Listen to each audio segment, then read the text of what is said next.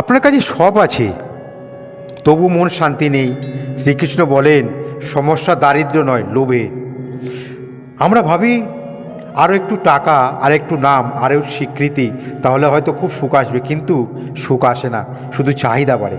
একজন মানুষ ভালো চাকরি, ভালো বেতন, তবুও আরও চাইল।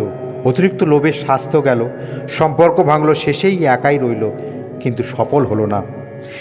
শ্রীকৃষ্ণ বলেন, লোভ মনকে অন্ধ করে দেয়। সাইকোলজি বা মনোবিজ্ঞান বলে, লোভ কখনো পূর্ণ হয় না, এটা আগুনের মতো, দিলে আরও চায়। এর থেকে মুক্তি পেতে শ্রীকৃষ্ণ 3টি মুক্তির পথ দিয়েছেন। নাম্বার 1, প্রয়োজন আর লোভ আলাদা করুন। নাম্বার 2, যা আছে তার জন্য কৃতজ্ঞ হন। নাম্বার 3, কর্ম করুন, ফল ছেড়ে দিন। এটাই গীতার শিক্ষা। আমি নিজে বুঝেছি, যেদিন আমার প্রয়োজন মতো চাওয়া শিখলাম, সেই দিন থেকে মন খুব শান্ত থাকে আর নিজেকে খুব হালকা মনে হবে। আমি ঈশ্বরের কাছে কৃতজ্ঞ, কারণ আমার ভুল আমি বুঝতে পেরেছি।